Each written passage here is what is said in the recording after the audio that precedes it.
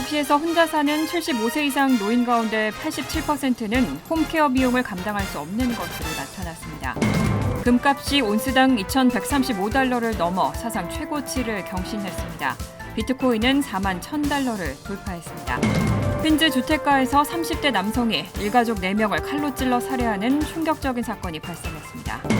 최근 개들 사이에서 폐렴으로 이어질 수 있는 신종 호흡기 질환이 확산되고 있습니다. 제약사 화이자가 비만 치료제인 경구약 다누글리프론의 중기 임상 시험을 중단했습니다. 이상은 이 시각 주요 뉴스입니다. 시청자 여러분 안녕하십니까? KBN 뉴스입니다. 연세가 많으신 분들은 홈케어 서비스가 필요한 경우가 적지 않습니다. 그런데 뉴욕처럼 생활비가 높은 곳에서는 재정적 어려움으로 인해서 홈케어 서비스가 필요한 경우에도 받기 어려운 실정인 것으로 파악됐습니다. 하버드대 주택연구공동센터의 최근 보고에 따르면 뉴욕시에서 혼자 사는 75세 이상 노인 가운데 87%는 홈케어 비용을 감당할 수 없는 것으로 나타났습니다. 메디케이드 없이는 재택 간호 서비스를 부담하기 어려운 상황인데 심지어 메디케이드가 있어도 하루 종일 돌봄 서비스를 제공하는 간병인을 찾으려면 장기간 대기를 해야 하는 것으로 나타났습니다. 팬데믹 이후 홈케어 서비스에 대한 수요는 크게 증가했지만 물가 상승으로 인해 서비스 비용 역시 급증했습니다. 특히 뉴욕시같이 주택 비용이 높은 지역에서는 소득이 없는 시니어들이 렌트, 모기지 비용을 제하고 나면 생활비조차 감당하기 빠듯한 실정입니다. 실제로 센터는 일주일에 한 번 방문하는 4시간짜리 홈케어 서비스조차 대다수의 시니어들에게 부담이라고 밝혔습니다. 이와 관련하여 하버드대 주택연구공동센터는 전국적으로 노인들의 주거비용 부담이 증가하고 있는 문제를 지적했습니다.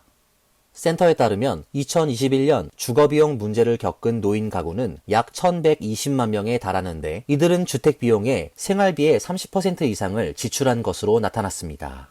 이와 관련해 센터는 단기적 대안으로 노인 아파트 공급을 늘리고 아파트 내에 기본 서비스를 제공할 코디네이터를 배치하는 방안을 제안했습니다.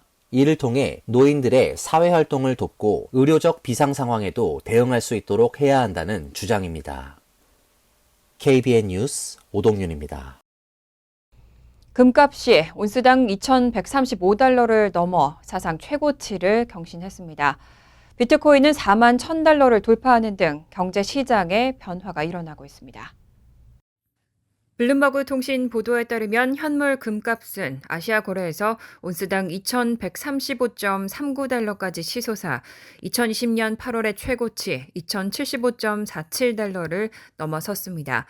지난 1일 제롬 파월 연방준비제도 의장의 비둘기파적 발언으로 인해 달러화 가치가 급락하고 미 국채 이자가 떨어지면서 금값은 탄력을 받아 상승세를 탔습니다.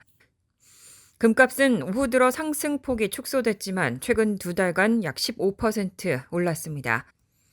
한편 비트코인은 약 1% 상승한 4만 5달러를 기록하며 올해 들어 142% 상승했습니다.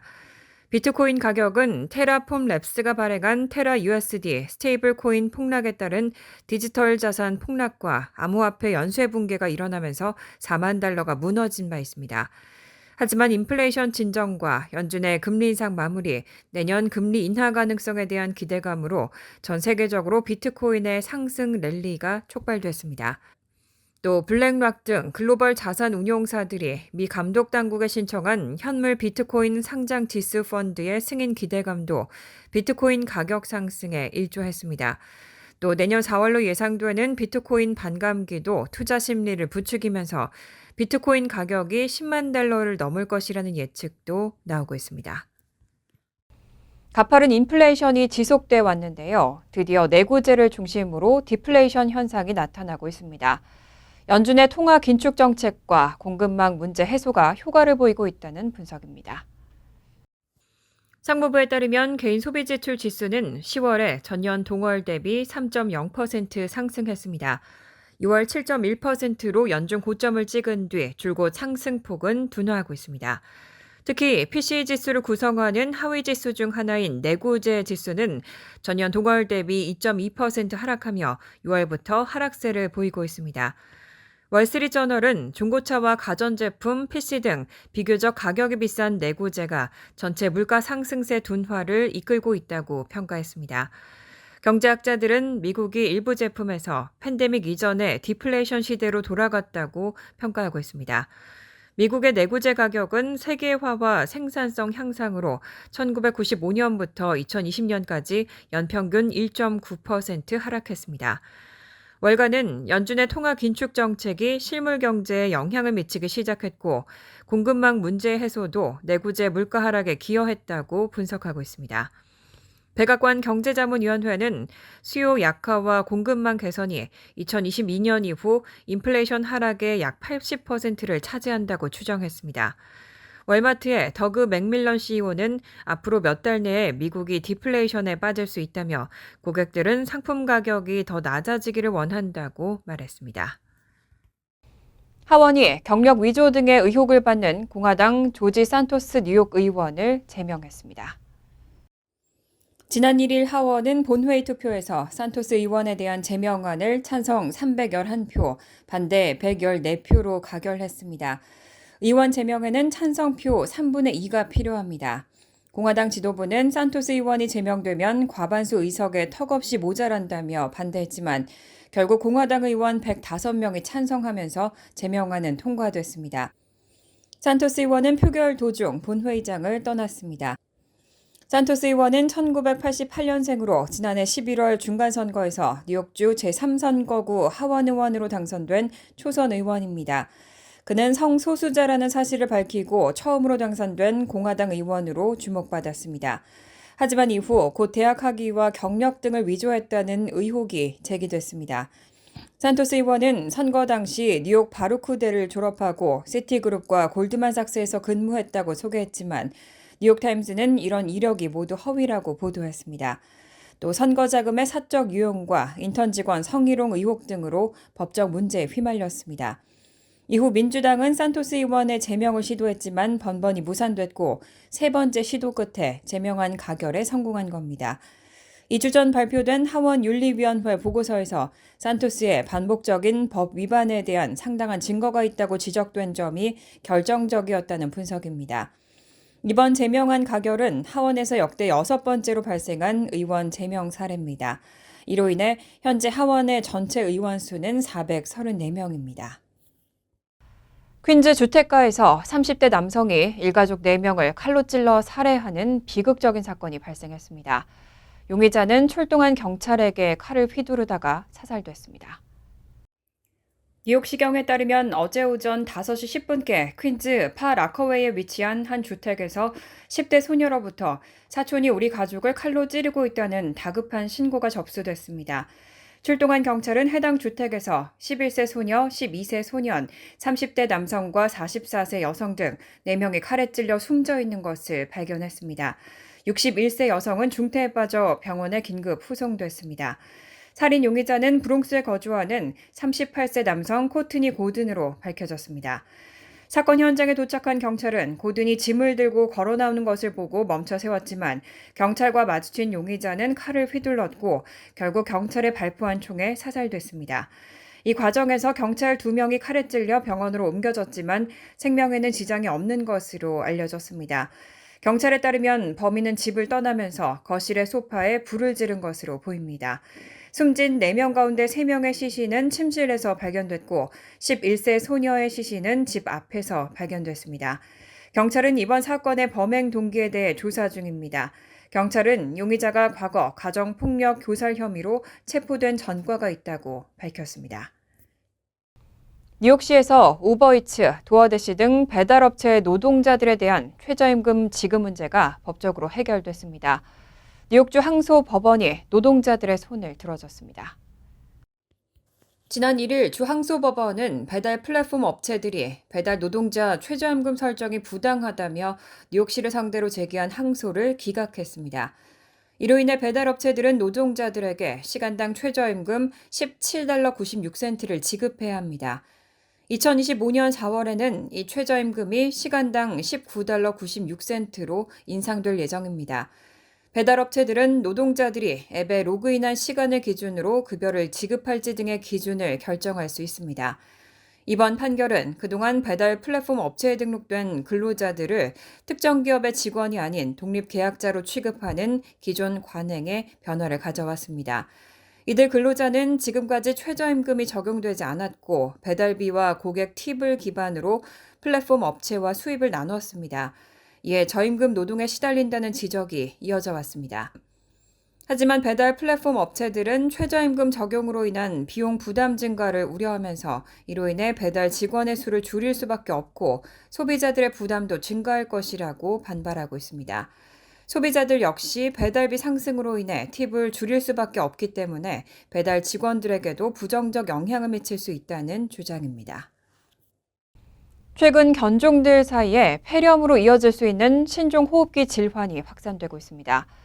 콜로라도주를 비롯해 여러 주에서 중증 호흡기 질환을 앓는 개 폐렴 사례가 증가하고 있습니다. 콜로라도 주립대 수의과 대학에서는 9월부터 11월까지 개 폐렴 사례가 지난해 같은 달과 비교해 50% 증가했다고 밝혔습니다. 이 신종 호흡기 질환은 특히 개호흡기 감염, 특히 독감과 같은 일반적인 호흡기 감염과 달리 폐렴으로 이어질 가능성이 높은 것으로 알려져 매우 심각하게 받아들여지고 있습니다. 특히 단두종개, 프렌치 불독, 퍼그 등 납작한 얼굴의 품종과 노령견, 기저, 폐 질환을 가진 개들이 이 질환에 걸릴 위험이 더 높은 것으로 보고됐습니다. 텍사스 A&M 수의과 대학에서는 올해 3월과 4월에 백신을 접종한 강아지들의 호흡기 질환을 치료하면서 갑작스러운 발열과 심각한 중증 질환들이 확인됐다고 밝혔습니다. 전문가들은 팬데믹 기간 동안 개들이 집단시설에 가지 못해 바이러스나 박테리아에 노출되지 않아 감염에 대한 저항력이 낮아졌을 가능성을 지적하고 있습니다. 또한 개 백신의 접종률 감소도 이런 질환 확산에 기여했을 것으로 추정됩니다. 온타리오 수의과 대학의 전염병 수의사는 감염병에 대한 저항력이 낮은 개가 많아졌다고 말했습니다. 텍사스 A&M에 있던 개 중 약 75%는 이미 알려진 병원균에 양성 반응을 보인 것으로 나타났습니다. 해당 정체불명의 호흡기 질환의 주요 증상은 기침과 재채기, 눈 충혈, 눈물 등이며 대부분의 개는 스스로 회복할 수 있습니다. 하지만 전문가들은 호흡곤란을 겪거나 먹는 것을 멈추면 병원에 데려가야 한다고 당부하고 있습니다. 제약사 화이자가 개발 중이던 비만 치료제인 경구약 다누글리프론의 중기 임상 시험이 중단됐습니다. 이 약을 복용한 참가자 대부분이 메스꺼움 등의 부작용을 겪고 복용을 중단한 것으로 전해졌습니다. 이를 제약사 화이자는 비만 치료제인 경구약 다누글리프론의 중기 임상 시험에서 참가자 대부분이 메스꺼움 등 부작용을 경험해 임상을 중단했다고 밝혔습니다. 이 약은 하루 2회 복용인데 참가자 대다수가 이런 부작용을 겪었습니다. 화이자는 이외에도 하루 한 번 복용하는 다른 약을 개발 중인데 이 약은 작용하는 메커니즘이 다르기 때문에 부작용이 줄어들 것으로 기대되고 있습니다. 다만 초기 데이터는 내년 상반기까지 나오지 않을 전망입니다. 다누글리프론은 GLP-1 수용체 작용제로 분류되며 현재 각광받는 당뇨병 및 비만 치료제인 위고비, 오젬픽, 마운자로, 제프바운드와 같은 범주에 속합니다. 현재 사용되는 비만약은 대부분 주사제인 만큼 다누글리프론은 먹는 치료제로서 더 많은 관심을 받았었습니다. 하지만 하루 2번 복용 치료제의 개발 중단으로 화이자는 비만 치료제 시장 진입이 늦어지게 됐습니다. 전문가들은 이 시장의 규모가 2020년대 말까지 1,000억 달러에 이를 것으로 예상하고 있습니다. 일라이릴리와 노보노디스크 역시 각각 먹는 비만 치료제의 후기 단계 임상시험을 진행 중입니다. 노보노디스크는 올해 말까지 고용량 버전의 세마클루타이드 승인을 신청할 예정이고 일라이릴리는 2025년 출시를 기대하고 있습니다. 간추린 소식입니다. 미국 최초의 여성 연방 대법관으로 사법부에 새 역사를 쓴 샌드라 데이 오코너 전 대법관이 지난 1일 향년 93세로 별세했습니다. 로널드 레이건 전 대통령 시절인 1981년 여성으로서는 처음으로 사법부 유리천장을 깬 오코너 전 대법관은 중도 성향으로 격동의 시기, 낙태권 등 민감한 현안 판결마다 대법원의 무게추 역할을 한 것으로 평가받았습니다. 오코너 전 대법관은 2006년 대법원에서 은퇴했고 2018년에는 성명을 통해 치매 진단 사실을 밝히고 공개 활동을 완전히 중단했습니다. 지난 1일 조지아주 애틀랜타 이스라엘 영사관 밖에서 팔레스타인 깃발을 들고 시위하던 한 시위자가 분신을 시도했습니다. 경찰은 이 사람이 화상을 입어 중태이고 그를 제지하려고 한 경비원도 손목과 다리에 화상을 입었다고 밝혔습니다. 다만 분신을 시도한 시위자의 이름이나 나이, 성별 등 개인정보는 공개되지 않았습니다. 경찰은 이번 사안에 대해 테러와 연관성이 없는 극단적인 정치적 항의 차원에서 이루어진 행동이라고 본다고 밝혔습니다. 연방검찰 뉴욕 동부지검은 1일 브루클린 연방법원에서 열린 공판에서 뉴저지주 클로스터에 거주하는 전직 변호사 마이클 리가 고객으로부터 수백만 달러를 훔친 혐의를 인정했다고 발표했습니다.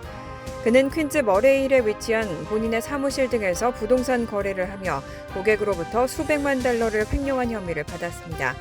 검찰은 이 씨가 변호사 자격이 정지된 후에도 본인이 변호사라고 속이고 한인사회 구성원들을 착취했고 수백만 달러를 훔쳤다는 걸 인정했다고 밝혔습니다. 이 씨는 몰수금 327만 달러를 지불하기로 했고 판결이 확정되면 최대 20년의 징역형을 선고받을 수 있습니다. 지난달 30일 남부 엘라베마주 쉘비 카운티 첼시에 있는 한 가정집에서 3개월 된 남자아이가 늑대와 개 사이에서 태어난 늑대개에 물리는 사고가 발생했습니다. 아기는 즉시 병원으로 이송됐지만 결국 사망했습니다. 아기를 문 늑대개는 현지 당국 요청에 따라 현장에서 안락사 처리됐습니다. 숨진 아기의 가족은 이 개의 조상 중 늑대가 있다는 사실을 알고 있었다고 쉘비 카운티 검시관은 밝혔습니다. 늑대를 연구하는 국제늑대센터는 늑대개 등 교배종은 유전적 특성상 예측 불가능하게 행동하는 경우가 있다면서 늑대개를 일반 가정에서 키우는 건 위험하다고 경고했습니다. 2020년에도 미시간주에서 2살 배기 여아가 늑대개에 물려 한쪽 팔을 잃는 사고가 있었습니다. 환율과 증권 소식입니다.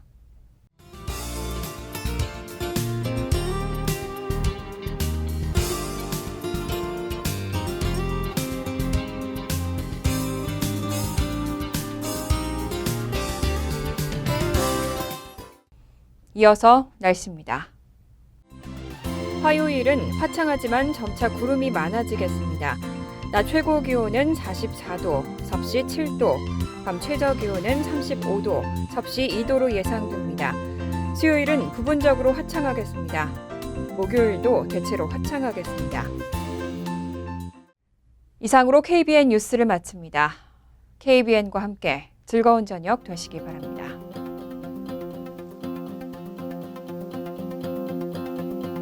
미 동부 최대 한인방송 KBN이 제작하는 KBN 뉴스는 웹사이트 mykbn.com 그리고 유튜브와 페이스북에서 다시 보실 수 있습니다. 좋아요, 구독, 알림 설정은 뉴스 제작에 큰 도움이 됩니다.